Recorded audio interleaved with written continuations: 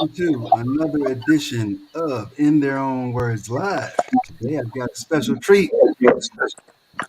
We brought some New York brothers in the house, and we got some Chicago brothers in the house, and this should be a nice free for all. So I'm going to let you all go for it, and we're only going to keep the questions limited today.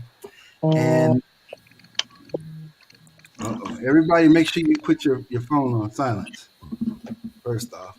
All right. So what we're going to do is we're going to go around the room and have everybody introduce themselves and tell a little bit about themselves. Try to keep it to 60 seconds or less, and then we'll get into it. And we will start off with Angel. Hi there, Angel Cruz, representing New York via San Francisco, now currently in Tampa, but representing New York and not having the argument of who started house first, but actually, hopefully, letting you folks know how it evolved. We know Chicago started it first, Jesse. Okay, you're going to start it off like that. I got you. All right. Next up, we have my man, Dave Shaw. Welcome. Well, what's up, Jesse? I'm glad to be here again. Now, let me tell you a little bit. My career basically starts off with working for Warner Brothers Records, doing retail promo back in the 1980s, middle 1980s. 88, moved into A&R. 1995, I went to work for Big Management with Gary Saltzman and Todd Terry. From 2000 to 2010, was doing independent stuff. Worked on my own label with my partner Orlando Fasava, called Continuous Records. And at this point now, I'm sort of in the industry, but I'm not in the producing, but I'm doing a radio show for Crackers Radio in the UK. And the name of the show is From New York with Love. And I do that every Saturday. It's every last Saturday of the month. It's a 3-hour show and gives me a chance to blow the dust off my fingers and be a DJ. So that's pretty much that's the history of my history in 90 seconds, I hope. You're a little less than that.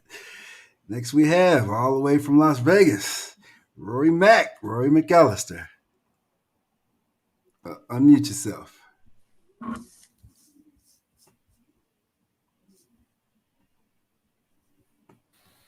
You should be good. Hear me now? There you go. Yeah, okay.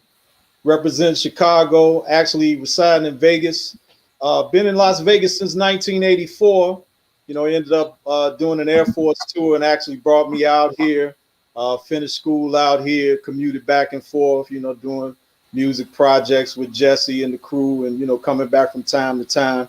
Definitely when the picnic started, I'd always be back home in the summer, 4th of July, from 1990 pretty much to current. Doing that, been doing mix show out here in Vegas since 1984, 4 stations deep, occasional syndication with Sirius Radio, iHeart Radio, a few networks along those lines. I've done a few independent projects over the time. Probably biggest accomplishment here was basically doing local and regional marketing promotions, for the record industry, and also basically doing my own record pool here, Record Systems, which we pretty much kicked that off in the mid 80s, and we were pretty much the key to Las Vegas when it came down to the industry. So if you came through Vegas, you had to come see me, and I'm still here. Still here. All right, there's a lot more that goes to it, but that was nice and brief. Next up, we have my chosen few brother, the one and only Alan King.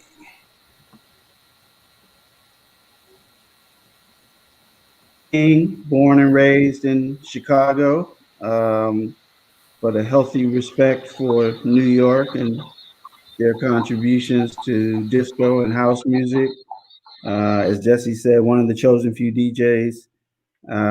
Started DJing in 1977, disco music and what came to be known by some as house music.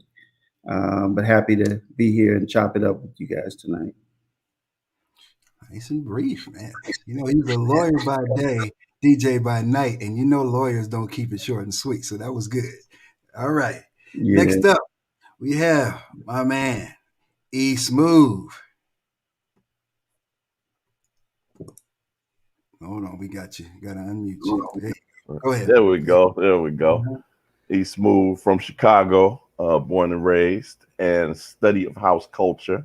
I literally came up in it since circa 1980, maybe 79 actually, and transitioned to DJ in about 1981. I am a two-time Grammy nominated producer, music producer, remixer, but a DJ first, and really a fan first of the culture, and then of the genre, and that's my short and brief. Wow, that's probably the shortest I've ever had intros in a show. Next, we have Roderick Wimberly. I'm the least musically inclined from this great group. I am, as Alan is, I'm a JD by day. I'm an attorney, but I am a film producer, and we set out to show really the world about the greatness of house music from a different perspective that is not normally told. And so we did a documentary with the chosen few. It's called The Woodstock of House, and we basically just finished it up, and we're submitted for film festivals around the world. And I just wanted to commend everyone for this, because this is what I grew up from. I'm from Chicago, from South Side, and this was my life music. So it was a passion, a love project for us, and it was a blessing to be able to work with the chosen few to bring this out. But it's not just about Chicago. It's about house music in general, why it was created, where it was created from, and the sociological implications of where it came from and why it persists to this day. So I appreciate being on the panel. All right, good to have you. Was that 60 seconds, man? Did I make it? Yeah, you made it. All right, there we go. Last but certainly not least, the star of the show, Byron Stingley. Oh wow! Well, thank you for that introduction. I grew up loving house music from the early days. I go back with Jesse to the days where I used to try to run to the clubs and catch Jesse as he was bringing his records in. That's when everybody brought records in crates, so I can try to get in free. And it didn't work. Sometimes Jesse would be like, "Okay, thanks for helping carry the records in. Okay, $1 off." I go all the way back to those days with Jesse. And yeah, that was Craig Thompson. When I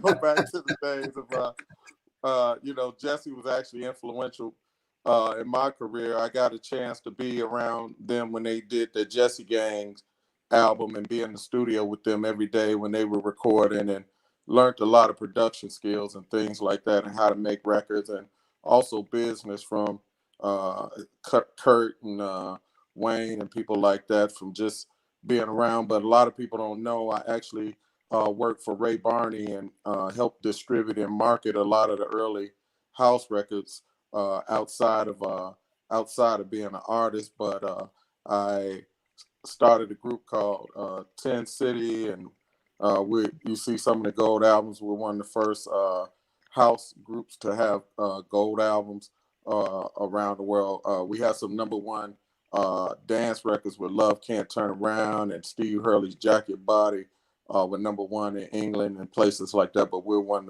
of 10 City was one of the first to have gold records, and been on Atlantic, Columbia, had my own label through Nervous Records for a while, distributed. I've been an artist, a writer, producer, and just recently signed a record deal with Ultra Records, and we're putting out a new 10 City album after not haven't done anything in 25 years. And I also have a job by day. I'm a school principal by day, and I go out on weekends. And until COVID struck about it last March, I would go out on weekends and do shows in all kind of places. I'm so glad to have seen how big house has grown, where I get to go places like Dubai, France, Tenerife. I was just in Abu Dhabi was my last show before COVID, and so I'm just glad to have been a part of house music and seen how much it's grown over the years. I see. Didn't I tell you he was a star of the show?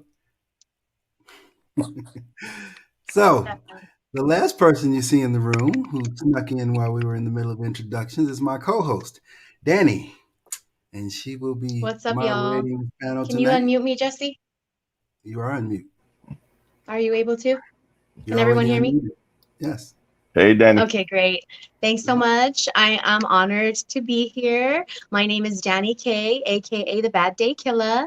I am on air in Los Angeles with KQBH, and I received a syndication for that. So I'm across the nation now with one of my segments. I also host and curate an All Elements platform where once a month we get together and we stream for you guys and have dancing, production, emceeing, singing, all of those vibes all together in one place. And I'm on my second year doing that. It's a 9-year long streaming platform. So I am honored to be here and amongst such great influencers and contributors to our culture. Thank you so much. With that being said, Jesse, do you think we should establish who the OG is in the room? Oh my God. You got a lot of OGs in here. Everybody's an OG for the most part. So let's just get right Should it into the just be first. Camp OG today? Yeah, it's Camp OG. We're all here. You're the baby in the room today. I'm the baby. Yes, I am. I've been around in the scene since the early 90s before I was of age, but thankfully I was included, and it was an honor to be around and get to hear so many amazing DJs spin. It was my therapy. It kept me alive and striving to continue forward. And I have so many questions. One of the first ones is, where did disco really come from? And when do you think that it became, native to New York, a native New Yorker? And this is for anyone. Let's go with Dave on that one. Came to be known was an outgrowth of the R&B music of the middle and late 1970s. A lot of the stuff that was happening with Gamble and Huff, and others, the South Soul sound, and then there was a whole like a niche of it that came from New York City itself. There was obviously a lot of musicians, R&B musicians, and talented people in around the city of New York, and when it became an actual style of music, it really started in the gay clubs, and it was, as I said, the R&B of the day. And as it became more and more prevalent as an actual style in and of itself, New York embraced it wholeheartedly, and some of the different I want to say area of the city had its own flavor that was interested in. But then disco became a national trend, and I don't think that it ever really resided totally in New York. You had songs that came from all over the country throughout the entire disco era, but it was most avidly associated with New York because the fact that New York was the only market at that time, and that where that music made it onto the mainstream radio stations, with the outgrowth of the outgrowth of WBLS and then WKTU. That you had two major FM stations in the city that were primarily devoted towards that music and that market, whereas everywhere else in the country, your primary stations in the radio markets were pop, and they didn't really the music didn't naturally evolve to the pop level at first. New York was the first place where it became something that could be heard regularly during the day on afternoon or morning drive, and that was largely due to the pioneering nature of the programmers at WBLS, Frankie Crocker, and also Carlos De Jesus at WKTU. Well, let me tell you why I said, when did disco become a native New Yorker? The real reason why I said that is because as we know, Philadelphia International Gambling Huff had a lot to do with those early disco years. I mean, they started making that sound with their MSV prototype band. They weren't called that yet, but they started making that sound as early as the late 60s, right? And once they had the hits and, the crew became popular as MFSB, they weren't getting paid. So along comes South Soul Records, and they scoop up what would be known as MFSB, and it became the South Soul Orchestra. So that was definitely the New York vibe of it. So that's why I asked that question. Angel, you got anything to add? I remember in the clubs and even before BLS, BLS and KTU borrowed a lot of the stuff from the clubs, and then going back then, it was more of a dance music versus a disco. Disco was kind of more of the pop element of dance music, and I remember DJs programming genre.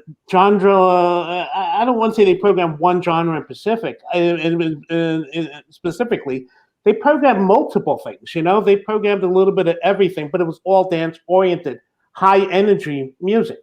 So disco was more, to me, disco was more of a national commercial play on that. If you know what I mean, it really got really commercialized. When the folks called it disco. But I remember, going to parties and things like the Loft back in the days, and they played a little bit of everything, and people would vibe off of that. And it wasn't disco; it was just dance music. All right. So collectively, can we arrive at the year more or less? Not really. Not really. Mid-70s, right? Come on, you youngins. All you young people in here, come on. Yeah. I mean, Alan, I'll defer to you on this, but you got things like the OJs coming out with "I Love Music." What was that? Like mid 1970s, right? Yes. And then mid late. Yeah, and then you got other records that came out later on that are considered disco, but in truth they were like years after the fact. So going back to what Angel said, I think like the what you want to call proto disco or the progenitor of disco was really just R&B music at that time that people were playing at parties and clubs and mostly on 45s. This was well before the 12-inch record. People had to play the record off of 45. I think I remember the Brothers Johnson had a 45 that was, if I'm not mistaken, it was a promo 45 that was Get the Funk Out of My Face. It was actually like 8 minutes on a 45, and that was like highly unusual. Most 45s were, short. Oh, wow. Yeah. Okay. Well, I would like to. And I agree with. Oh, go ahead, Byron. Go ahead, Byron. I was gonna say the word disco is short for discotheques, and honestly, the first discotheques were out of Europe. Places like France, Germany, England. They had the first discotheques, and the discotheques originated because, as you can know, even when you think of Harlem, when they show all old movies in the Harlem, the Cotton Club, and all these, they had swing bands and they had bands. And in the late '60s, they decided that it would be less costly to have bands, and in Europe, they began to bring in DJs to play, and then they didn't want stops and gaps, and so they started going to two turntables and things like that in Europe. And when I think of disco, I think of some of the first records, of course, Philly International, and even some of the early Motown records. But then when you start hearing songs like Eddie Kendricks, even Keep On Truckin', Boogie Down, and then you have someone like Willie Hutch, when they start doing the soundtrack to films and Brothers Gonna Work It Out and all of that. And some of those breakdowns and things like that to a lot of those records were some of the first records that we vibed on and, would take the break beat and things like that, and make house records out of. So that's where when I think of disco, it goes, I think Brothers Gonna think Keep On Trucking came out in about 73 or something like that. So those were the first, and people just considered those regular R&B records, even though those were the prototype disco records. that I we think know that of. I think to follow up on what Byron was saying, I think the one artist that you could really credit with mainstreaming the sound would be Donna Summer. I think "Love to Love You, Baby" was the record that kind of brought disco out of the clubs and onto the radio and created an opening for the genre at the pop level.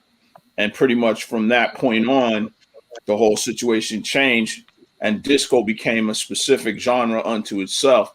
And eventually, as we know, became like somewhat over commercialized and oversaturated. But I think that Donna Summer pretty much was that breakthrough artist that took disco from the underground into mainstream pop and millions of records. Hey, Jesse, if I could jump in real quick. Yeah, go Yes, ahead. please. Yeah, all of that is true because it's one of those interesting things where, from a historical perspective, trying to find out when something kind of morphed into a movement. And I know you mentioned a lot of things that were happening at the Loft in '73 with Eddie Kendricks and Harold Melvin and Blue Notes had "The Love I Lost," I think, in '73. But one of the songs that is kind of somewhat overlooked in the effect that it had upon the creation of disco, when you guys mentioned the Loft, was "Soul Makossa" by Manu Dibango. And when that record dropped, when Debbie Mancuso really played it there was a lot of DJs and other people that was starting to listen to that, and they were going to the record stores to buy it. And what that did was it actually became the first record that was really in the club culture to hit Billboard's top Hot 100. And that, I think that was a big switch, because what that did was that started to drive this kind of grassroots creation of hits that were otherwise normally manufactured by all of the record companies. And so this was kind of like a grassroots thing that said, no, we can make our own hits.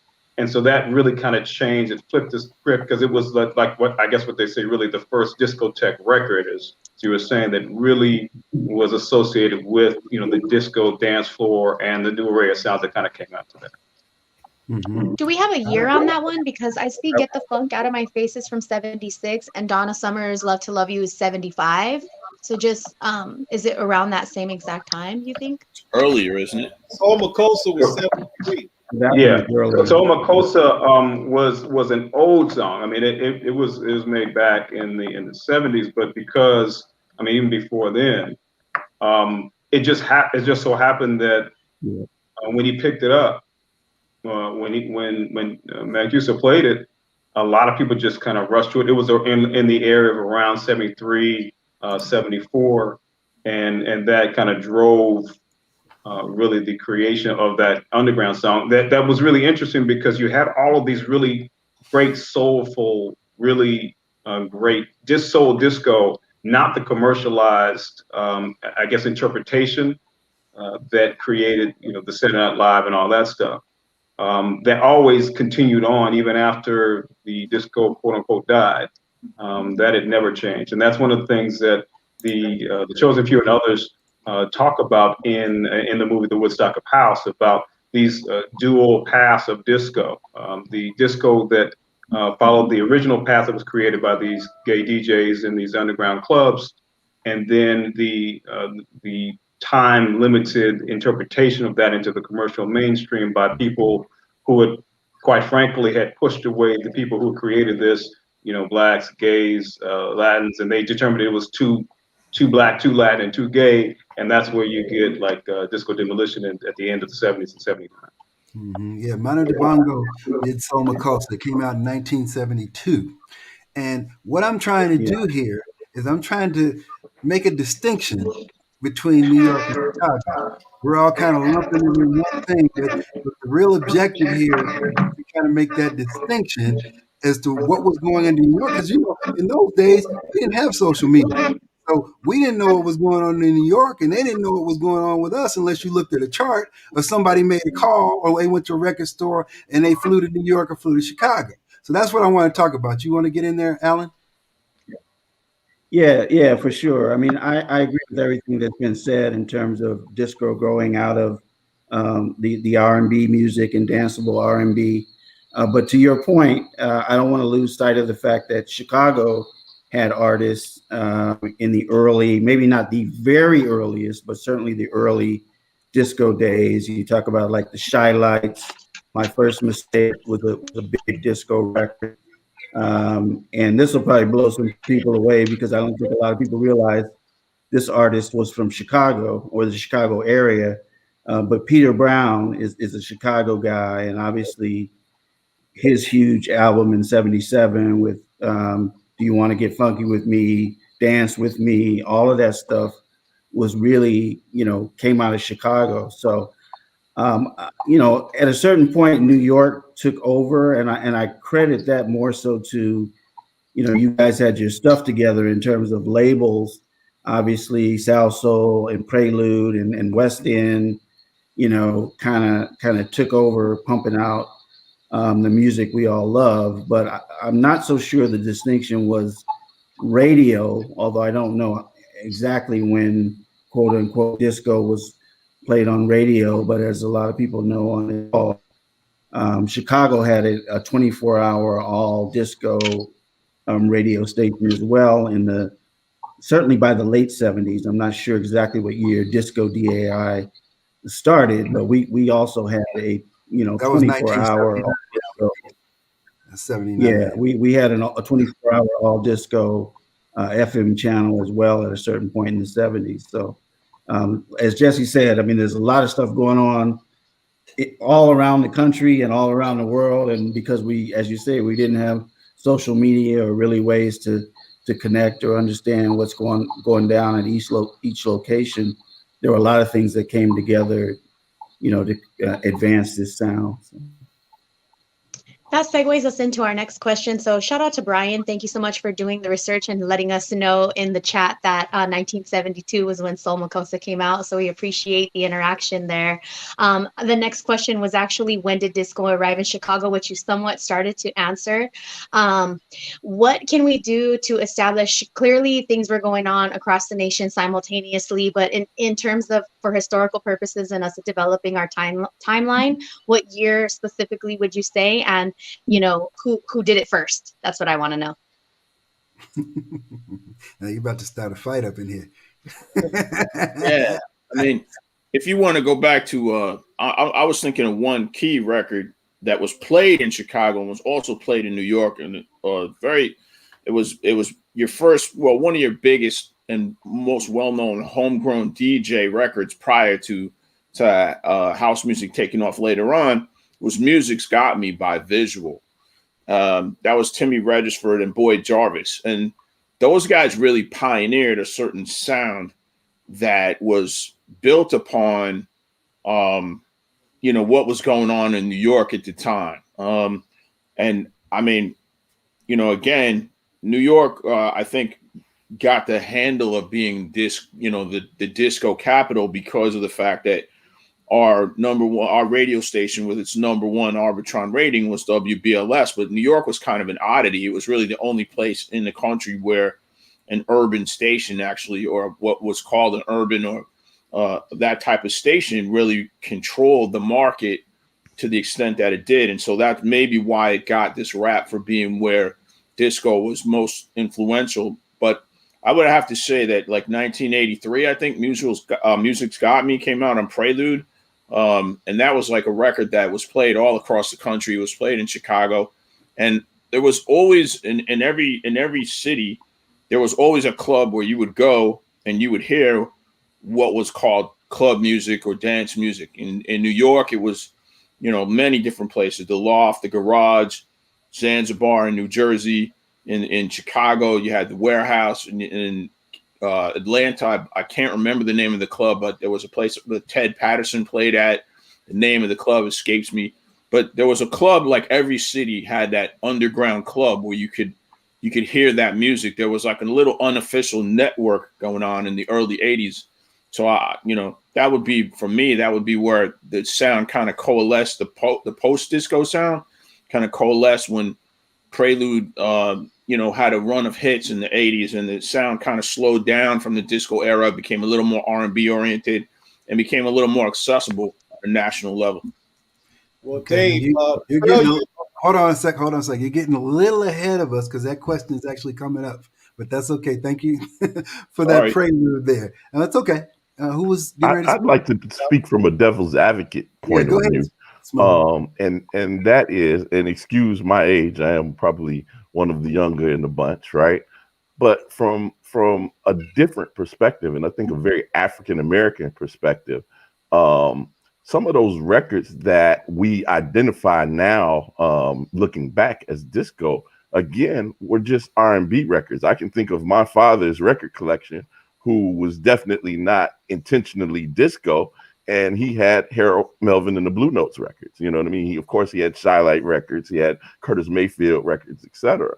And some of those records happen to be up tempo, but I don't think in the African American community we identified that as disco. I think that from a Chicago perspective, as much as New York seemed to be the epicenter of disco, you have to factor in the massive movie Saturday Night Fever, and the whole Bee Gees movement, etc.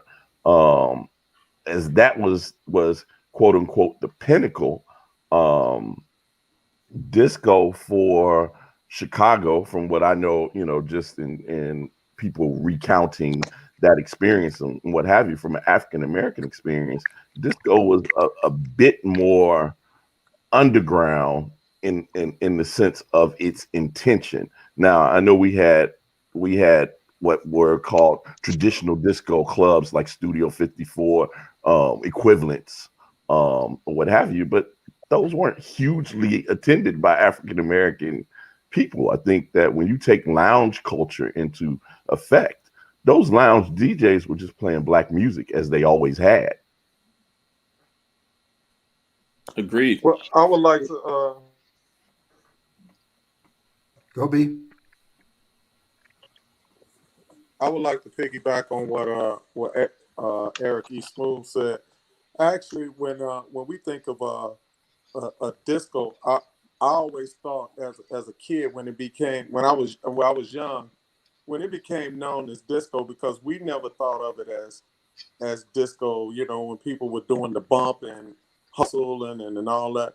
But once it became pop culture, uh, well, I never thought of disco as underground. I thought of disco as overground. So when it became like Donna Summers, Bee Gees, even like records like Tangerine and all of that, that's when it began. I thought of those as disco when I heard those records, and it was marketed as disco, and you began to see disco dance charts and things like that. They had their separate categories, but those were more the pop records. Even groups like Odyssey, Native New Yorker, you automatically began to think of those as the label of disco and things like that. So I always think of it being, once it became pop. Yeah, I thought of pop disco. I never, like, even Harold Melvin and the Blue Notes, I didn't really think of them as disco until much later. I still thought of them as R&B. Mm-hmm. So, gentlemen, shout out to Sincere, all the way from the Boogie Down Bronx, tapping in. We do have a question for the panel from some of our viewers. DJ Carl Jenkins is curious if you guys can comment on whether or not this is a fair statement. He says that New York City had more record industry infrastructure, but it seemed like the music caught fire with the high school kids on a citywide basis more so than in New York in 1979 and 80. He wants to know if you think that's fair, that it was the high school kids that kind of really, I guess, broke disco versus the industry. Well, the drinking age back then, if you guys remember, was 18 years old versus 21. And that had a lot to do with it because they wouldn't even charge. In theory, you could be 13, 14 years old and get into a club and have a great time. So, yeah, to that point, I would agree that the younger generation definitely broke a lot of the music, a lot of the fashion, a lot of the style, so what was heard. I would agree. I think Yeah. having gone to Funhouse in the late 1970s, Jelly Beans Club, that there were kids in there who definitely were, not of the majority age at that point. I think that his question is a fair question, and I think that a lot of it has to do with the time. At the time, there was generally a move towards lowering the limits rather than raising them. Yeah, I'll speak Anyone on that else, or from should we the. go on to the next question? Yeah, Go ahead, Kay. yeah. I'll just briefly speak on that from the Chicago perspective, because I do really think that was one of the major contributions that we had in terms of the chosen few in late 70s and early 80s. I mean, at the time, this underground music was being played primarily in gay clubs, and not just the Warehouse, but Jeffrey Pub, tons of bars and clubs, but to primarily gay crowds. And I think what we did, along with others, but what we did was kind of take that music and introduce the younger, straight high school audience to that music and that dance music. And I credit Wayne Williams, my brother, for a lot of that, because he was going everywhere to learn the music. But between the time when it was really just a gay-oriented music, and then later when the Hot Mix 5, for example, came on radio, Chosen Few and others, but that was probably our biggest impact back in the day, bringing that music to the younger, straight high school crowds around the city, particularly in the South Side. Can I jump in for 60 seconds on that? Sure, go ahead. From a historical standpoint, that we, in the movie The Woodstock of House, in the documentary, we talk a lot about that change, and the significance of that, at least in Chicago, was that, and also in New York, still in the 70s, homosexuality was still rampantly, not only just discriminated, but it was violent. People were violently suppressing this. In fact, David Mancuso used to get raided all the time, and so because of those things, by having the younger people kind of get involved and having the chosen few and others, most of the chosen few really is kind of their claim to fame, as Alan said, to kind of open it up to straight teenagers around the city, at least in Chicago, which really fostered the development of the parties at Mendel. It really changed the entire complexion and how the effect upon the music had upon just young minds and young people. It made it much more palatable to them to be able to promote it, and it spread. And so it kind of took it out of this. The clubs were underground because of the gay nature, so they were going from like maybe midnight, 2 o'clock to the next day, because of a lot of the discrimination that was being subjected to the community. And so that was a great change that caught fire, so that now you were able to kind of grow it from that one small enclave of the community, basically to the entire world. Okay. What if I could real quick, just Real quick, yeah.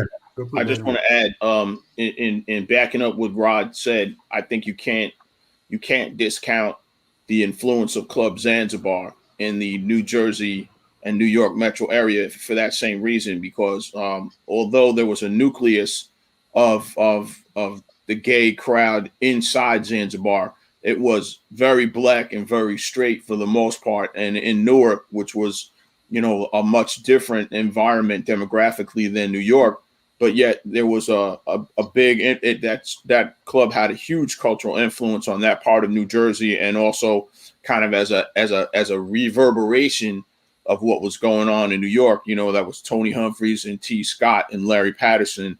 And it was an unusual place. And one of the records that broke out of that club that they never really got credit for, but it was a crossover record, was Soft Cell.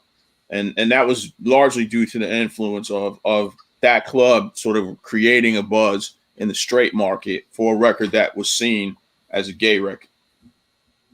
Yeah, and while you're on the subject of the soft cell stuff, that takes me back to our whole movement with the punk scene. And obviously Jesse and Alan can attest to that.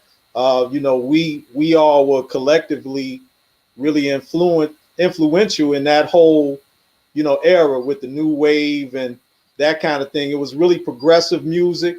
And at that time, for us, it was more about culture and fashion. Even though we were playing more soulful records, there would be segments in our sets where we would, refer to those records like the B-52s, Rock Lobster, some Devo stuff, Visage, Flying Lizards, stuff like that. And people was just really into it. But it was about really more of our culture and the fashion. We used to have fashion shows, and everybody was, getting their hairs, cut like on the punk type of thing. And we just had a real cool culture with the punk. But it was primarily house and soul, in the undertone. But at that time, new wave was trendy. And for the high school and the college kids, that's kind of the movement we were making. Talking about Soft Cell, we definitely banged on Tainted Love as well. Yeah. And we didn't know it was a gay record. Well, I'll apologize for using that terminology, but that's kind of how it was looked at in the industry and the rest of the world. Yeah. No, and I'm just saying from a Chicago perspective, as Roy said, we looked at it as a new wave record. It was something different and fresh, Yeah, it was. Okay, now I'm going to move this forward. Now I that don't know we're- why silly me thought that I should write a bunch of questions, because all I got to do is ask you all one question and you'll go on a tangent and finish this whole thing. So one important question I want to get in is, how similar or different were the Warehouse and the Paradise Garage? We want to start in New York. Let's go with Angel first on that one. I actually went to both, so they were not similar at all.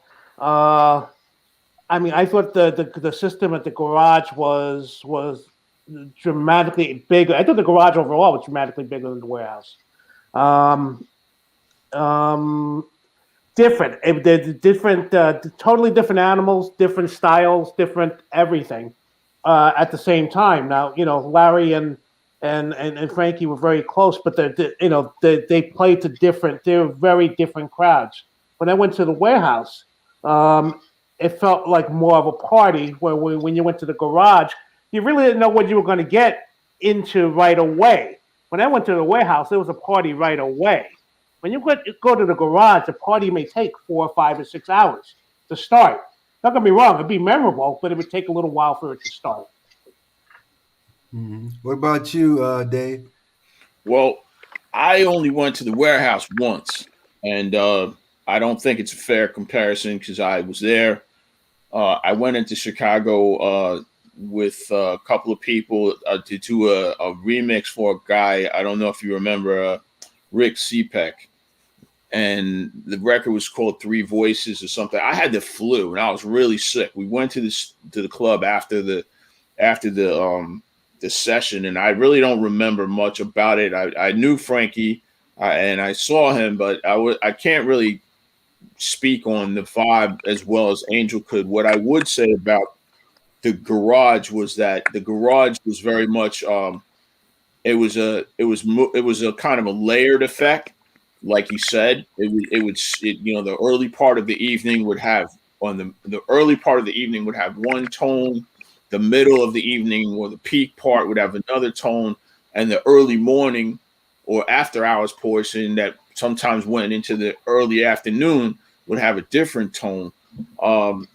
And I can't really say that it was like I said, I can't really compare the two, but I will say that a lot of it. I think that a lot of the Garage was more influenced by Larry's mood on any particular or given night, more so than Frankie. I think Frankie played more consistently. I mean, like I said, I never heard him play at the Warehouse but one time. But what I know of the way he played, he was a little more consistent, and Larry was a lot more moody. And if he was in a great mood, and he was in an exuberant mood, that would come through the speakers. And I think that if something was bothering him, that would come through the speakers. And the crowd was very, very sensitive to where Larry was trying to take them on any given night.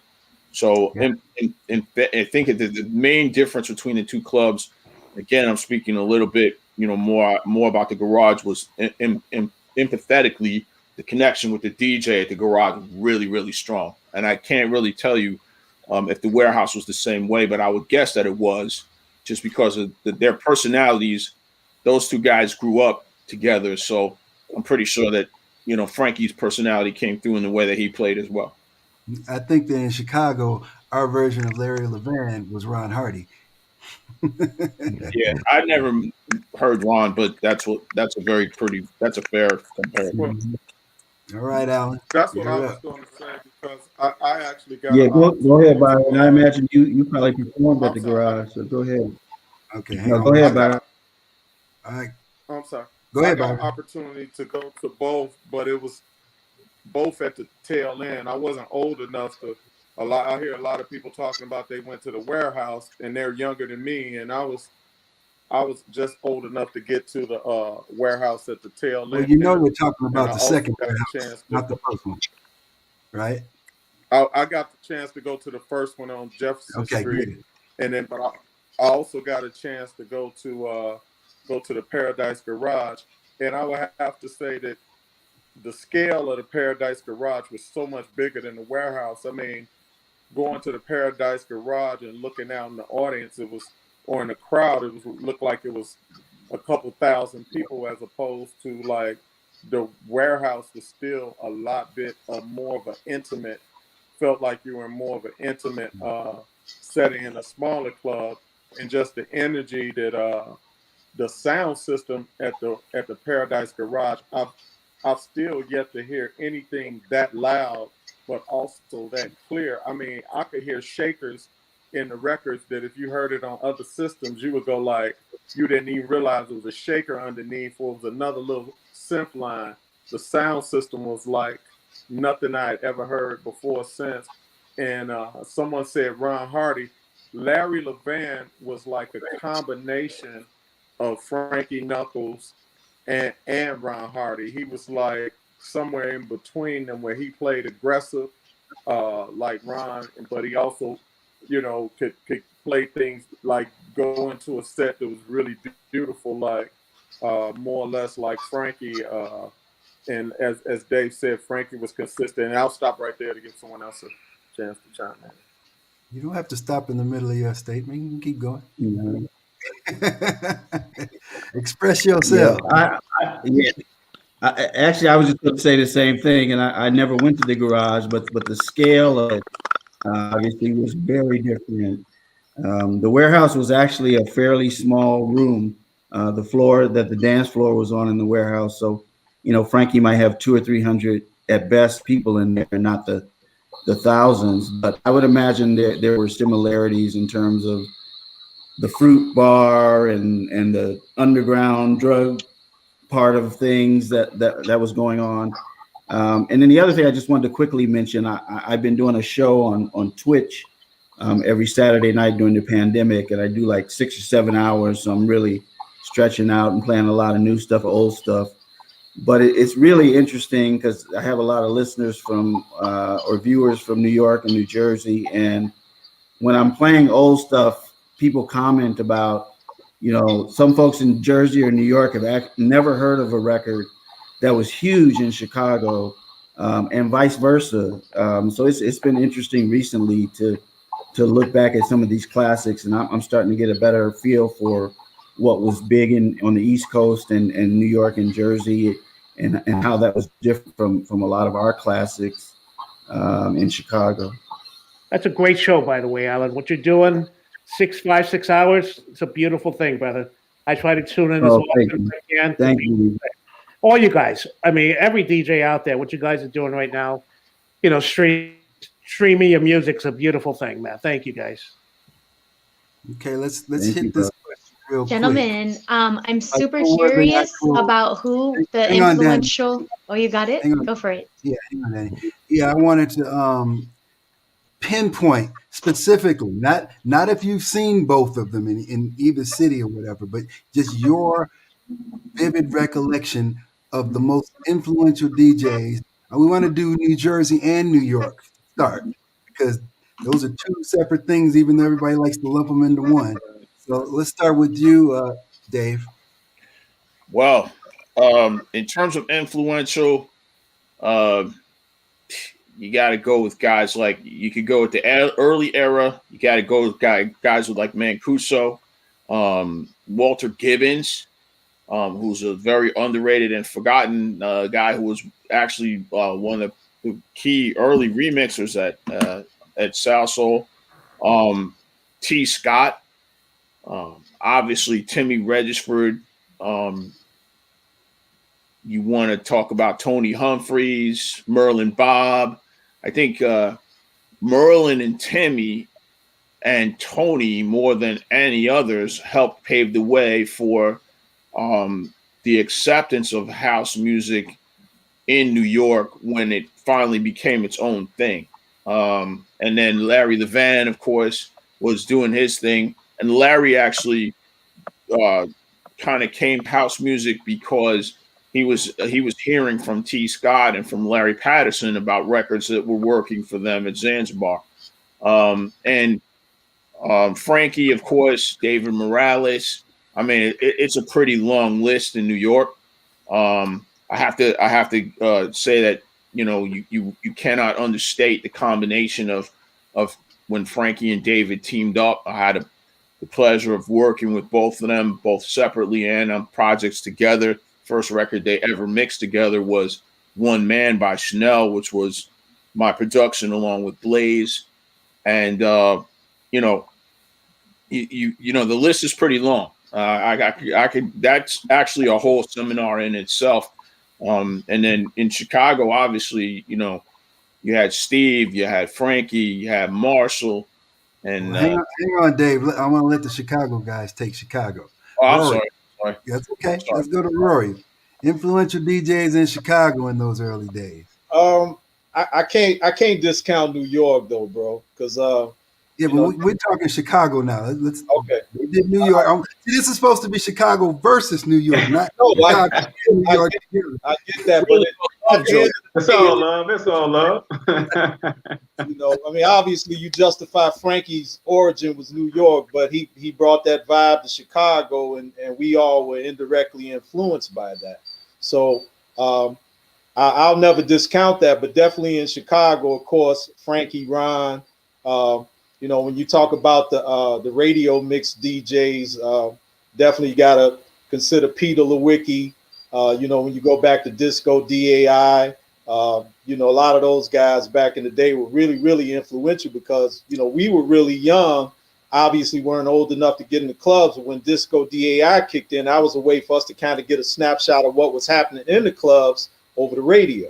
So that was super huge for me, even though I was out buying records, man. But to actually hear how those DJs were putting the records together gave us a impression of how they were actually doing them in the club, and you know, that stuck with me forever, man. So definitely on that end. You know, of course, you know, our peers, Hot Mix 5 and all of those guys, man, you know, they all came up pretty much with us. So you know, for the most part, they were there. Steve, of course, you know, came up with us in the neighborhood, and you know, cats evolved and did their music. Yourself, you know, everybody, man. So we all you know, Steve almost didn't make it out, right? You know, we had to sneak him out of his window. Yeah, I know. You know, I was definitely there during certain times, you know, when a lot of that was happening too, man, you know, because Eric Franklin was my boy, you know, and obviously, you know, they lived right down the street from each other. So between, you know, them dealing with that and, you know, a lot of the functions that used to go on during that time, man, you know, I used to hear all kinds of crazy story about, you know, Steve and moms and pops definitely was holding him hostage, man. They wasn't trying to let him go too much. Exactly. So, yeah. Can I interject and say, please, we have to give Farley his just due, and in a sense, Jesse, I link that to you too. But when you think about what Farley took from our scene, from a house culture standpoint, before the records appeared, Farley's representation as the only African American DJ on the Hot Mix 5, and the way that he basically brought what we experienced in Sawyer's and the Playground and all of those clubs, and I know that's my age reference, and the way that he brought that to the radio, millions you talk about Frankie, and I love Frankie. Trust me, Frankie was very influential in my career. But I have a very controversial point of view in the sense that Frankie, as you said, played for 200-300 people. We're on a panel, and you got a couple of people that actually been to the warehouse. And as Byron said, I made it for the last part of the warehouse. When you think about from 1981, the impact that Farley Keith, then Farley Jackmaster Funk, had on our city. I mean, you just cannot discount that, man. I mean, you have to put that. If influence is here, Farley is here. You know what I mean? In terms of the amount of records that he sold from playing them, in terms of the influence from the tricks that he did on the radio, et cetera, and the courage that he had to represent that in a situation where he could have easily played more Northside, more Kenny Jason, more Mickey Oliver, and followed that programming. His representation just is incredible. So I think that when you talk influence, you have to put Farley at the top of the list. Well, you have to put him at the top of your list for your generation. Because he's not the top of a lot of other people's in their generation. But I'll leave that at that. Farley's my boy. Farley did what he did. As you and I were discussing last night, he asked me how come I wasn't in the Hot Mix 5, or I didn't have consideration for it. I was like, well, for one, I didn't know anything about it. And then I thought about it. I said, I was probably in LA at the time when they did that. Right. And my theory is, thank God, because I don't think, no diss, Justin, no diss at all, right? I don't think that your style and personality would have been, how can I say it? I think that it would have gone a much different route, your trajectory. So because I've made my career in house music, I bought my house off of house music, I feed my family off of house music. I'm glad that you didn't, because I think things would have went another way. What way would that have been? well, I think, and this is more from myth than actual experience. So Alan probably could weigh in on that. Rory could probably weigh in on that. I think that your rebelliousness, right, might not have worked in that environment. Well, Alan definitely got a laugh. I'm not touching that one.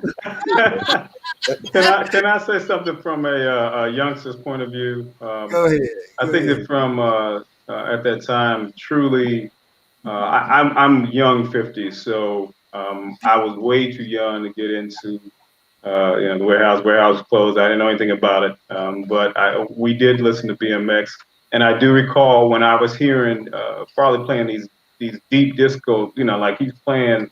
I'm like, what is he playing? But I have to say that for my generation, just Ron Hardy was everything. Like Ron, just the energy that he played with, the power that he played with, the creativity, the craziness that he played. He was just insane on the tables, doing these marathons, 3-day marathon. I mean, just everything that he just broke every through. And I remember just crowding around. We in Chicago, it'll be January, it'll be minus 10 degrees, and 5 brothers are surrounding a tape recorder because somebody had a bootleg tape that came out of the box, and we all listening to what they did. And there's just so many people, but it's just Ron Hardy was just it from my generation. Ron has his place, if I could interject. Ron has his place, but I think you still have to factor in Music Box, again, was a 200-person club, 300-person club. Now after later in the game, when they brought Ron out of the Music Box and into the hotels and those larger parties, definitely his influence magnified. But you can't deny millions of listeners Friday, Saturday, and several times during the week on the hot lunch mix. You know what I mean? You just. Well, I in terms of the influence, though, the influence was so much with not just the people who the music was exposed to, as we, when we were talking about it with the Woodstock House, but just even all other DJs. I mean, I know all, and I'm not going to speak for you all, but I know you all were listening, hearing Hold on one the second, things that were Rod. going on. So, Rod, hang on for 1 second. Somebody's got some music playing. Can you mute yourself? okay, it might be mine. Okay, there we go. Yeah. Yeah. So. Go ahead. Yeah, so I mean, I understand what you're saying in terms of that, but it's really just, man, I just can't express just how much it was. I mean, probably blew it out from a saturation standpoint. Obviously, Jesse with having all the first like 10 records that I ever knew were house records. But all of the people just had such an amazing impact and influence on this genre that now carried over even right now EDM and everything else is going around the globe to be the third largest genre of music in the world. Well, I would concede that at some point everybody DJ differently because of Ron Hardy, including Farley. Ferris is a perfect example. When Ferris Thomas, who was also an influential DJ coming up, especially in the late '80s, but Ferris Thomas is a perfect example. When he came out, he was a battling DJ. He was a turntablist DJ. He was doing tricks and all of that stuff. At some point, Ron Hardy's influence switched the city, and everybody became up and down faders. Everybody became, EQ attackers and the whole thing. It just really flipped the way that everybody DJ'd. They started, playing like Ron Hardy. So I would definitely concede that.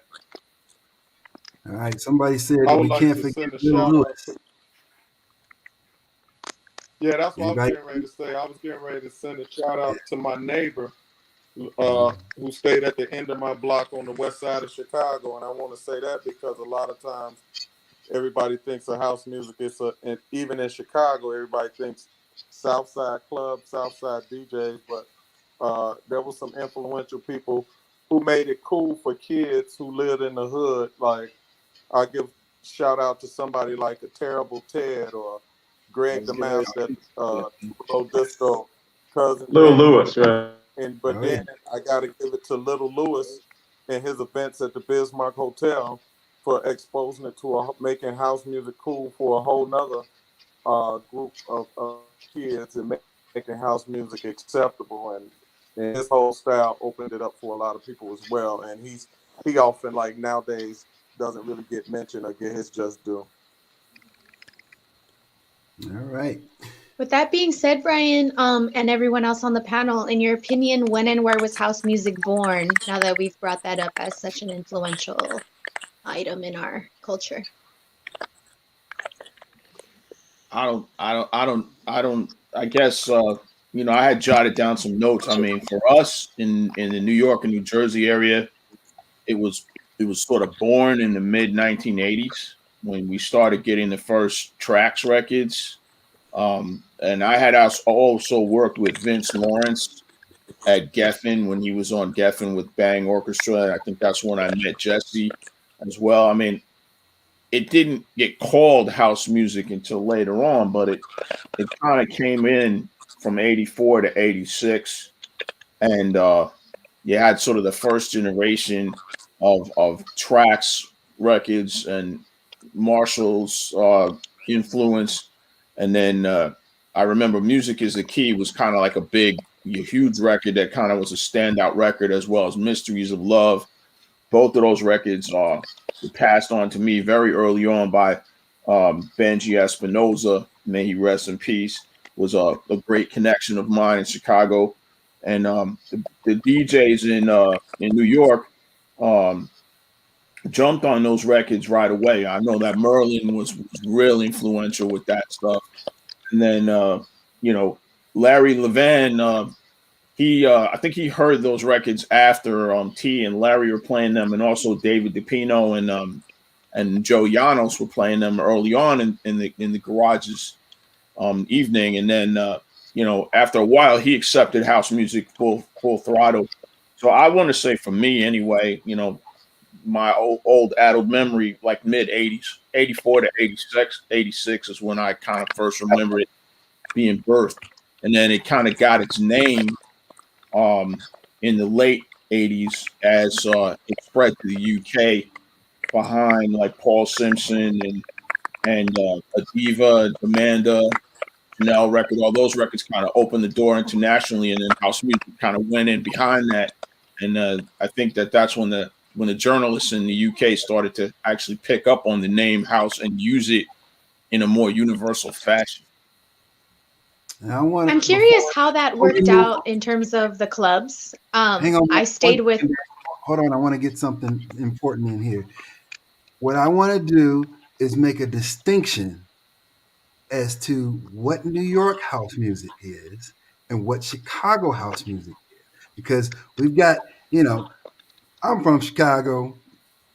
I had the first labels there. So I'm always going to claim that it came from me, from us, from what we were doing, movement and the whole 9 yards.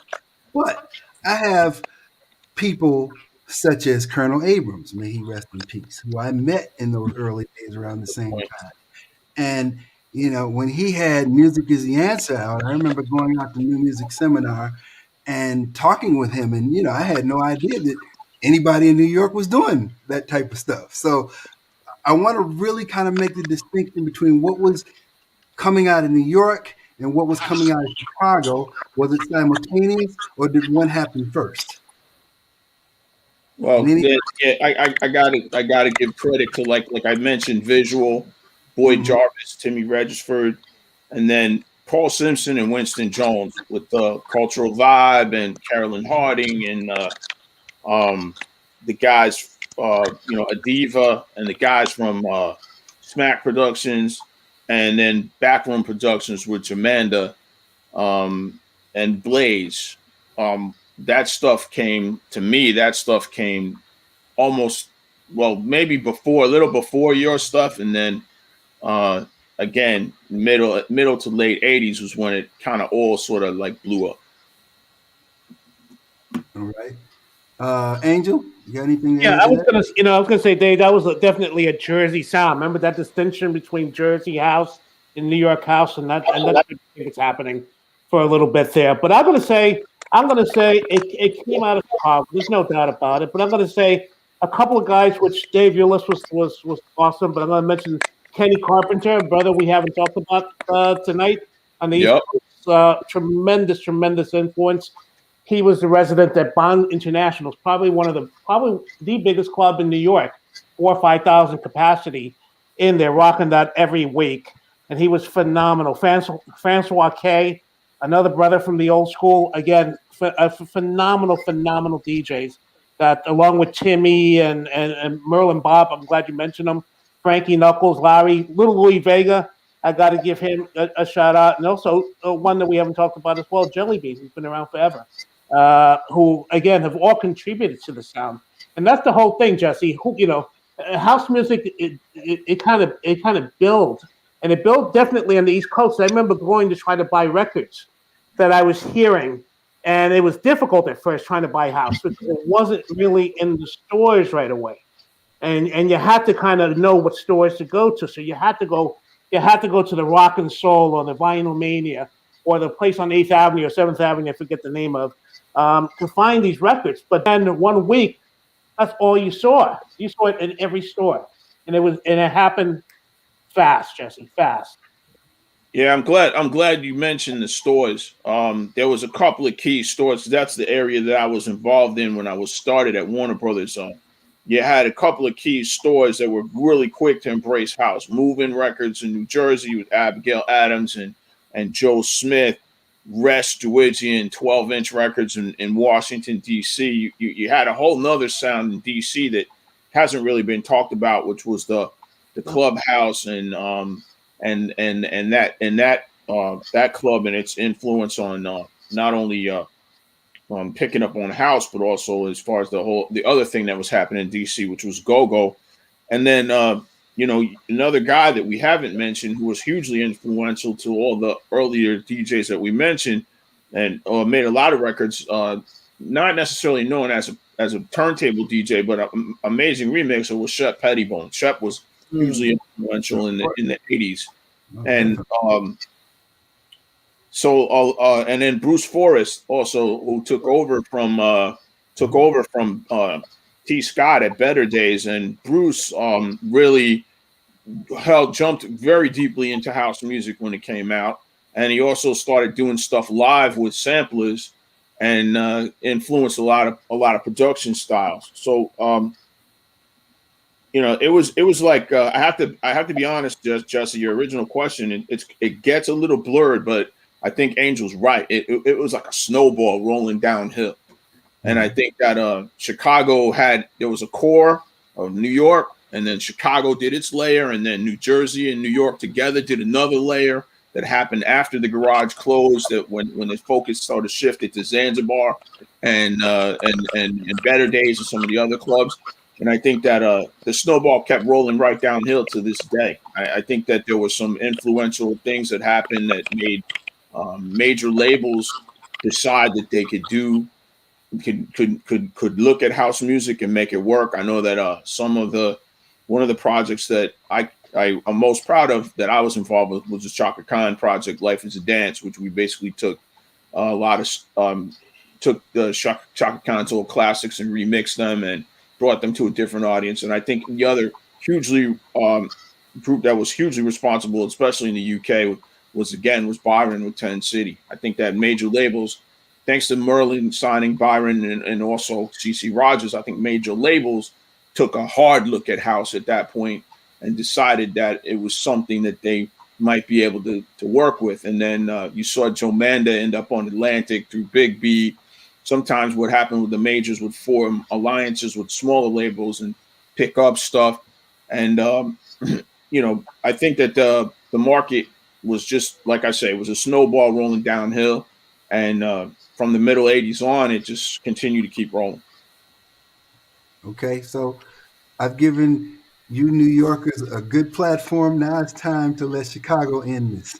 So I want to jump in and say that as much as I have to consider those early New York records, I think that there was a line drawn in the sand with On and On. I think that the sound of that record was just so completely different that you just cannot put, Visual and the Boy Jarvis productions and all of that, the New Jersey sound, in the same space. I think that we defined a genre. We dug out a space for us. Like, a credit to Jesse, of course, Jamie Principle, of course, Chippy Farley, Steve Silk Hurley. I think that we carved out a space. And when you say that, there's a cliche saying that house is a feeling, right? But I think that speaks to the intangibles that define why those are genre defining records. The place in the sand where the line was drawn. This was that, and now this is this. And I think that when you take as a musicologist would approach it, they would probably take and say the 4/4 kick, the inclusion of a drum machine and a synthesizer, the simplicity of the notes played, et cetera, et cetera. I think that is it. But then you could look at records like Dirty Talk and other records that came much before it that have some of those same elements. But I think when you take the blend of house culture, something that had been developing for years, right? For years with those straight kids on the South Side, et cetera, et cetera. You take that blend and then you take the utter disrespect of the song. That I'm going to take this huge composition that this very accomplished composer has put together, and I'm going to break it down to a bar loop or 2-bar loop. And I'm going to simplify that. That is the definition. That is the decider that says Chicago was first. Chicago dug a space. This genre now is based on this. Now, what it's grown to is a big, I don't know, pot of gumbo, in the sense of there's so many things that can consider house, from EDM to, more the soulful side. Breakbeat can even be considered house in spaces, what have you. But those first 2 years, where a Chicago record sounded like no other record in the world. And that is the definition and why Chicago was first with house. Hey Jesse, can I jump in real quick? Hold on 1 second before you go through. I want to start right there because we have someone else into the room. His name is Kevin Richards over here. If you don't know him, this is the guy that is probably the most responsible for On and On even becoming a song and being published. So introduce yourself, Kevin, and tell them a little bit about yourself and why you're here. And Jesse's been childhood friends for ever since like 5, 6 years old, and always I went to the house. I always went to the warehouse and all that, and I wanted to be a recording engineer, so I needed a project to work on, and they say so I went to Jesse. I said, Jesse, you want to make a record? And then took a life of his own right there. But soon after that record came out, we all went to the new music seminar, and then that's the first time I went to the garage, and I was blown away. I moved to New York 2 weeks later. That's how much I was impressed with the garage. And when all those first records started coming out, I didn't go to Zanzibar, so I couldn't tell you what they were doing over there. But as far as the garage is going, it was the place was magic. It was all I can say was magic in that building. And those records, I don't know what everybody else is playing, but I know Larry, when those records came out, he was the only one really I know playing those records. Because not to offend anybody, Trax Records was I don't know if everybody remember Trax on 19th Street in New York. That was just a little bit too gay for me because I was a little hardcore. Never went to Better Days. I knew about T. Scott. I knew what those guys were doing. I never went to Jersey. I was too lazy to go to Jersey because I lived in Manhattan and the garage was easy to get to. So those records, like I said, those records that came out, they just blew New York away, man. Timmy had what he was doing with and Boy Jarvis, what he was doing on the radio, because that's how I got introduced to Timmy, because he used to do the BLS used to have the little midnight mix records, midnight mix parties, him and Merlin, and I know all the work that they were doing with Colonel Abrams. It just did not sound like Chicago.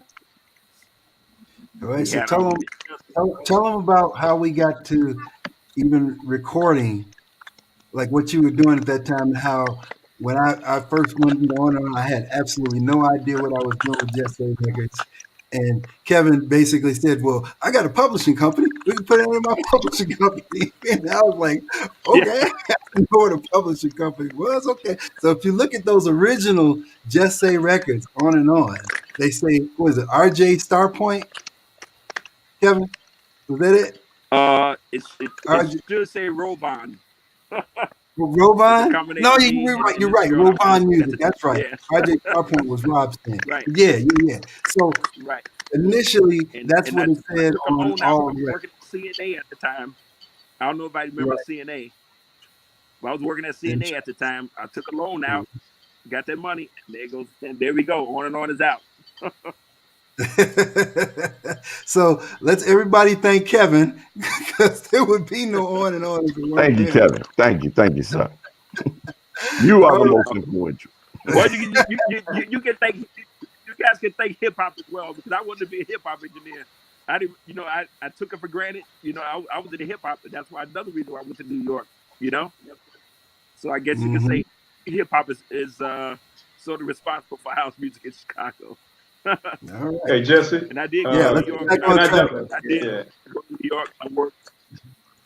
I did work in recording studios in New York. I did my little thing. Up until all the studios started closing in New York. Hey Jesse. Yeah. I do want to say Eric is right. House music was very different, especially in the very beginning. And that's probably one of the reasons why everyone jumped on it, because it was very raw. It had a certain energy. Um, and as time went on, it started to acclimate, it started to take on energy from all the other things around it. But I'll concede that he's very right. The original house records were very different. Now, that's not going to say New York and New Jersey is capitulating, but I'm gonna give up a little bit of Hey, everybody wants to know why I wanted to do this show. 'Cause I wanted to do it just so I could hear you say that. I'm not. I'm capitulating on house music being as far as where it all came from. The one word they used that I think was awesome was gumbo, because Right. it is again, this is an idiom of, it is a style of it's an extended style of black music. It's got a little dash of this and a little dash of that, but the roots of it is still R&B. And at the end of the day, I think that that's really what you got to say. It's a variant, but I'll give y'all guys the little heads up on the time when it first came out. It was different, and it still remains different. But I think that the root of all of it is still the same recipe. All I have to say is my mission is complete. I got what I was. I'm not gonna let you claim that you're not. You don't even go there, because I Jersey still got definitely did their thing, though. I'm not. Hey, but I'm not gonna take away from Jersey. Jersey did their thing, man. They're a diva, and Kevin Heads and those guys did their thing, man. Like I ain't taking away from Jersey at all. I'm gonna say this. Go ahead, The Alex. record's just not like our records, though. Oh, wait a minute. Rod, you need to go. Go ahead. Yeah, just very quick. The one thing we were doing some things the other day, and I was talking with Jesse, and I let him know that for the first 2 years that I had On and On, I didn't even know there was a vocal on the other side. We always played the B side, because those tracks, the 808 bass that was in that, that's what changed everything to me. That it was just that bass was just pounding. That changed everything. That was the sound of Chicago. It was raw, it was powerful, it was frenetic, it was everything tough that we were. And so we're trying to do that and capture that whole feeling in the film Woodstock House. Be looking forward after we finish our film festival run. We need y'all to support it and pass, because it's more about the sociological impact of what house music is and where it came from and where it's going, and what it's done to kind of change the world culture. So it's a blessing to be on. I'm a great fan of all of you people that have been involved in this. I have much love for you. We made this movie because we wanted to give not just a chosen few, but to really give the due for the impact that house music has made around the world. And you wouldn't be seeing, honestly, I don't think you would be seeing these Black Lives Matter things all around the world, because the nature of house music brought everyone together, gay, straight, black, white, male, female, and I think the world is better because of it. So God bless all of you all for that. Well said, my brother. And thank you. Thank you. One other thing from the documentary, we actually did some pickups yesterday, and I was going through and looking at the raw, the first cut that they put together and whatnot. And I always noticed, and I asked Wayne to be on here, so it's his fault that he's not here. I'm going to say this anyway. Wayne is always trying to transcribe and correct my point of view and my history. So I was saying, no, right, we got to change. That's what big brothers do, man. That's what big brothers do, All right, God bless you all. Well, Thanks for coming on. We appreciate you. Yeah. You all. All right, so we're getting close to the end here. We are, guys. I do have a question. I stayed with my aunt in the same room. She was 12 years older than me, so I had a lot of insight into music that I probably wasn't ready for by age. So one day she came back from the Red Onion, which was a club here in the Los Angeles area, and she said, "Danny, I just heard this new music." And it used to be like freestyle and like new wave. So she came home and she was like, "I heard this new music. It's called house. And this is how you dance to it." And like, she was just so stoked about it. And so I'm curious, how did it transcend from its root locations how did the DJs, was it record pools? Was it, FM, word of mouth? How did other people in other locations get a hold of this trend? And how did it spread pretty much within the same 1 or 2 year span? That was my Okay, I want to question. direct this question to Rory Mack. He's our Yeah, I was resident. getting ready to say. I would say the record pools definitely had a instrumental space with getting the word out, because the whole process in which the record companies work, when they would actually release the records, they would have either test presses or promotional copies that they would actually service, key DJs, whether it was Billboard or reporters, or if there were influential DJs in the market, such like in Chicago, say Hot Mix 5, when it came down to those dance records, they were probably the first guys to get it, even before they put it on the street, because obviously they had that big platform, with the airwaves and the listenership, to be able to get a good, reaction on the record, and based on, what the records would typically do. Then they would test them in the clubs, and based on us submitting feedback and things, they kind of knew whether or not they had a record, if they wanted to spend the ample budgets to realistically take the records to the next level through marketing, or whatever, because some records never even seen the light of day beyond, maybe a small run on a promo copy, because the record didn't get good reactions. So a lot of times that's how it worked. But most of the time, when we love music so much, it was great that we a lot of times got free records. That was primarily because it was cost efficient for us, because we spent so much money buying records. So it was nice to get a promotional copy, a test press or something every now and then. And we take that record, or if you at a good record store, say like in Chicago, Imports, etc., Gramophone, different stores like that, Sounds Good, on Belmont. Those stores were key. And you knew that maybe on Tuesday or Wednesday, when they got their product in, if you had a good relationship with the buyer, you knew exactly the right time to come in to hear all the fresh new music. And for us as DJs during that time, when we did our parties on the weekend, we wanted to be the hottest cat on the block with the hot record. So that's kind of how it was. But for the most part, that's primarily how it worked out. But again, we didn't have social media during that time. So realistically, it went back to the ground troops and the word of mouth and the whole 9 yards. And realistically, that's still the best medium, if you ask me. So, Yeah, I've always wanted to pose this question. Maybe if we had a time machine, it could work, but since we don't, forget it. But anyway, what if we did have social media back I in was the just late thinking that. 70s and oh I my was God, 80s? Where would house music be now? yeah, wow, where man, would the country that's be now? crazy, man. Well, yeah. That too. I don't know. I don't know if it would have been a good thing, man. No, I don't think it would, honestly.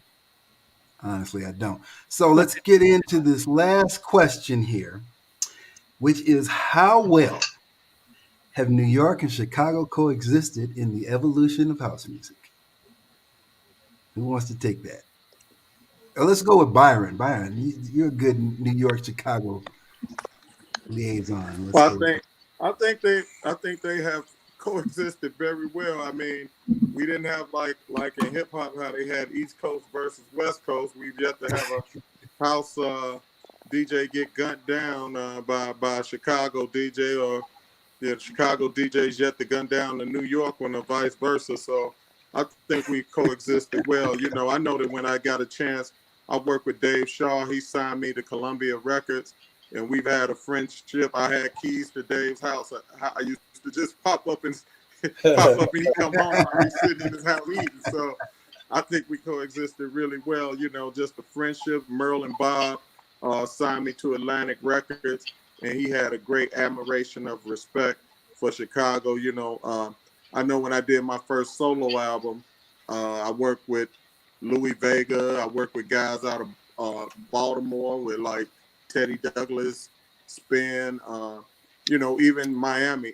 The one thing, the house community in general is worldwide. I know that all of us on here have friends all over the world, England, Germany, and it's just a community. It feels like everybody's a family. Every now and then you might hear somebody like, oh, I've had people like tell me like, oh, you only work with New York guys, and then I have to point out to them, yeah, I've worked with E Smooth, I worked with Maurice Joshua, I've worked. Mike Dunn was I owned the studio with Mike Dunn. He's my songwriting partner for a minute, and I had to point out things like that. And it's usually guys in Chicago who I say, hey, I'm working on an album, and it take them 6 months to give me a track. So, um, I'll just leave it at that. All right. Who wants to take it I next? could jump in to just say that I think that JD?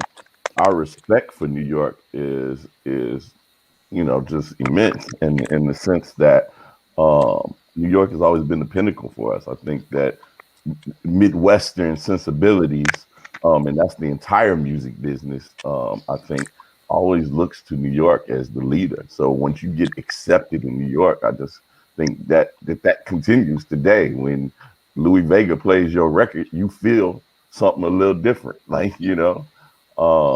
so I think that Chicago New York connection is still there, and I think that as much as I fly the flag Chicago, New York still has always been a leader from a just an influence standpoint, and a leader from a just the impact. It's just something about New York, New York. You know what I mean? Chicago till I die, but it's something about New York, New York. All right, the Big Apple. Anybody else want to add something? Well, I'll just say this, man. That there's been a lot of cities that were key, and I think that New York and Chicago. I saw something come up in the chat just now. I think it was Brian Pope that said that in the beginning it was a little shaky. Actually, some of the relationships that I formed in Chicago in the late and middle '80s are, as Byron said, Jesse, Steve Hurley, and there's I think that they've always been um, tight. I think that the difference was that it depended on who you were really talking about. I mean, the people who actually made the difference, the people that were actually involved in the music, and not on the. There's people that want to argue about it, but at the end of the day, the people who were really the key people in the mix always got along with each other and always knew. New York was kind of like the gateway to the UK.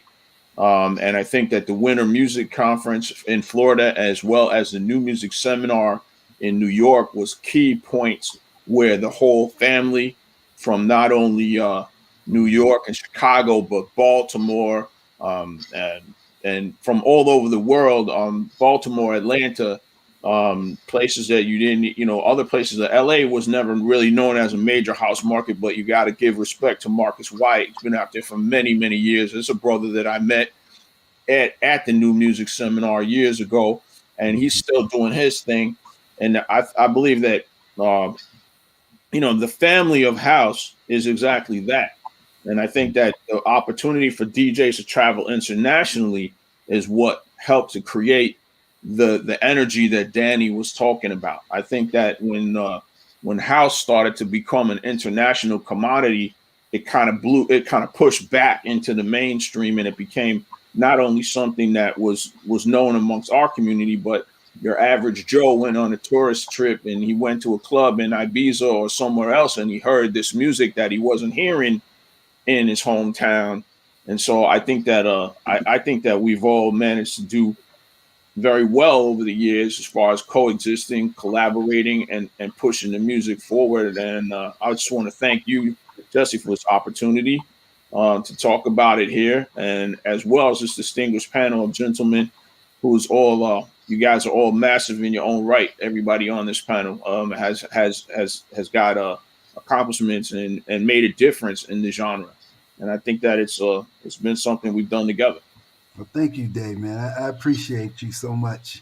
I mean, when I was signed out there with Geffen, you were one of the only inspirations. I mean, Shay helped too, but when I saw Dave Shaw, working at Warner Brothers. I saw a black face and a sea of nothing but everything else. It was amazing to me. And he understood house music. So I was like, yes, this is going to be a good journey. But I'd like to add something else to what you said about particularly the new music seminar, more so than anything. Back in those days, in the 80s, the hip hop community was also a part of our culture. People Sure. like African Islam, True.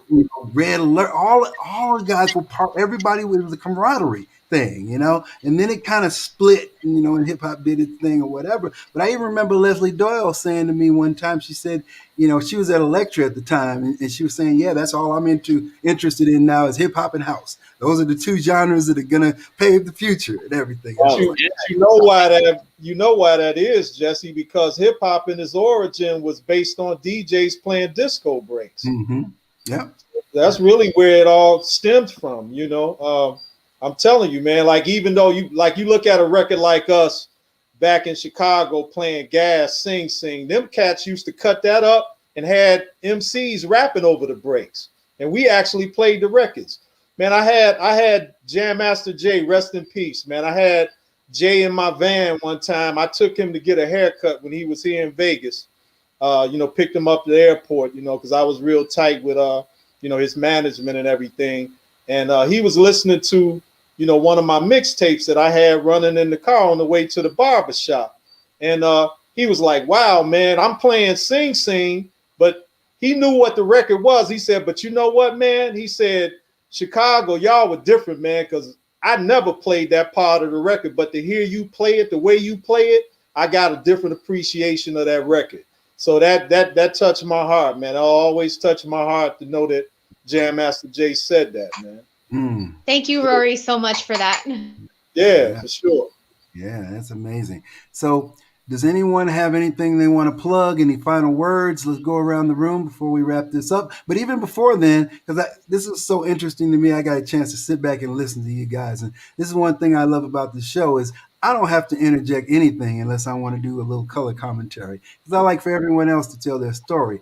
And that's what In Their Own Words is about, are the stories from all of the people who lived it, loved it, and discovered it along the way. And having said that, Angel has been featured in the book. Rory has a quote in the book as well. But those of you who do not, I am inviting you right now to write your story for volume 2, because this journey will never stop. It will always continue. And I'd love to have you guys on it. So having said that, let me start with Angel. Final words. Nothing to plug, Jesse. Thinking about every now and again, I think about doing another club, and then I snap out of it and go, "What am I, crazy?" Post COVID, let's see what happens. Maybe I'm not going to rule out doing another club. I don't know what city. I miss San Fran, but San Fran's a different animal now. So we'll see. Time will tell. So that's what I got to plug. All right, you could come on. I want you to give a little bit about Club 6, because Club 6 had that New York vibe too, and it was an amazing place. So give them a little bit about what Club 6 was. Club 6 is a club I own and ran from 2000 to 2012 or 13. We did everything from art to music to multiple genres to live music. 3 rooms, 2 floors. We held about 1,000 folks, and we did every genre under the moon you could imagine. So you could have, Mos Def for one night, and you could have Jesse the next night. And it was very underground, no sign, no bottle service. It was raw, booming sound system, and a legendary spot. You can still Google Club 6 and get plenty of pictures and stuff like that. A heavy art scene. What was the best night that you had there? What was the one we had the most fun doing? Oh, Legends of the House. We brought back a lot of the old folks we talked about here for a party called Legends of the House, and Hurley played it. Obviously, you, Jesse, Marshall, Joe Smooth, Marshall Smooth, Farley. We had everyone. Alan, my fault. You blame Jesse, by the way, because we should have been there. We had Wayne out. We had so many different guys come out. It was wonderful party, man. What a fun time that was. It was. Thank you, Angel, for coming back and sharing your wisdom and knowledge. Dave Shaw, what you got to say?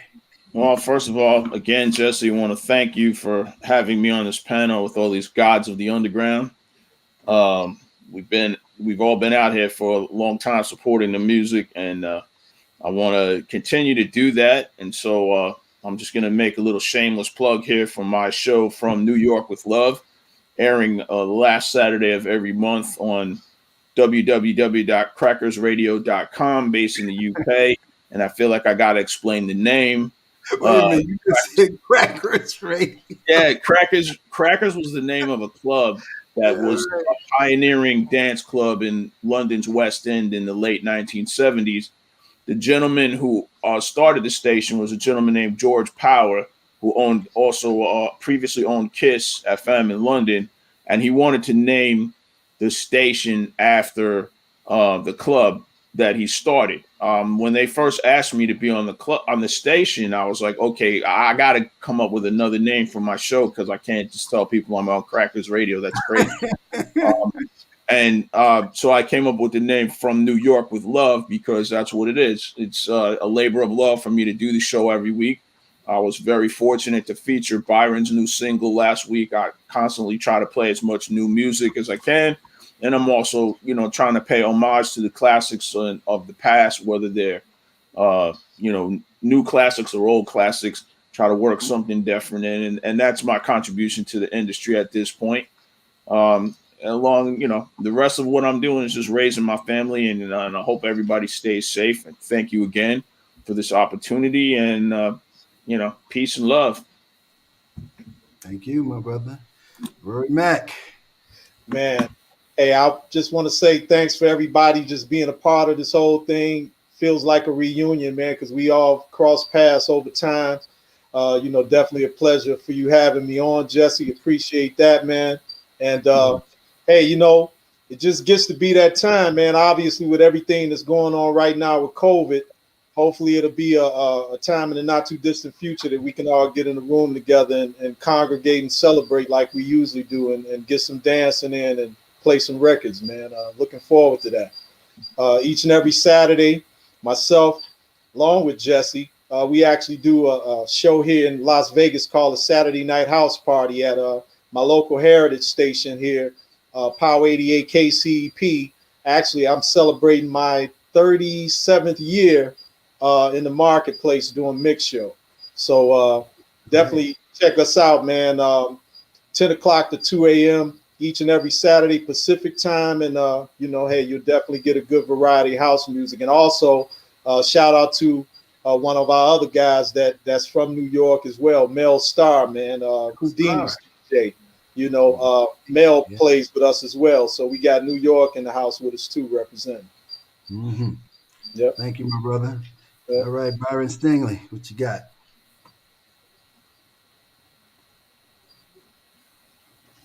Where you at? There you are. Thank everybody in here has been a big part of my life, and just a big support. And I just want to thank. I don't know where I would be in my career had it not been for you laying some of the foundations. Jesse, Dave Shaw's been influential and a big support, and I just want to thank everybody. During this COVID, I worked on a lot of music, actually unexpectedly. So I got a lot of things coming out that I'm very proud of, and I'm just glad that I still got joy for music, and I'm not even thinking about trying to have no hits or nothing like that. All I want to do, I just want to have fun, like how I originally started out doing house music. I just want to do something that was good enough to take to Ron Hardy, to take to Frankie Knuckles, and neither one of them are around anymore. But I just want to do music that touches the core hearts of the people that's close to me. And if it goes beyond that, cool. But I'm at peace with whatever I'm doing right now, and I'm just thankful to have been a part of this whole movement. And I thank all of y'all for the brotherhood and familyhood. Everybody ain't a man on here, so I mean, be inclusive. Well, that's what we are. We're a brotherhood, always and forever. E Smooth, what you got for us? Just want to, ditto, thank everybody on the panel. If I die tonight, Dave Shaw actually conceded. A New York dude conceded to a Nah, Chicago man, dude. nah. Amazing. You got a place to stay. If you need to come to shop, see me and Byron, we got you. I conceded that it was different at the time. We got you. All right, you got I me. want to thank you for going to USC at the time, because I think if you would have made it to Hot Mix 5, I probably would be working for UPS or something. I don't know. I'm gonna say it was the guy in Dave Shaw mask. I don't know what you're talking. I got new music coming out with Jay Williams, with Barbara Tucker, Roland Clark, Julie McKnight. We got a lot of good music. My wife, Latanza Waters, of course. We got a lot of good music coming out this year. So we waiting for the COVID to break, but we gonna come in right before it breaks and start the anthems coming. And Byron, I'm looking at you, man. Hey, Byron. Hey, wait a minute. I got to get this in right now, too. Byron and I talked about doing this remake of We Are Family. Because what is house music? We are all family, right? Right. So check it out. I already started on the groundwork, B, so it's time. You ready?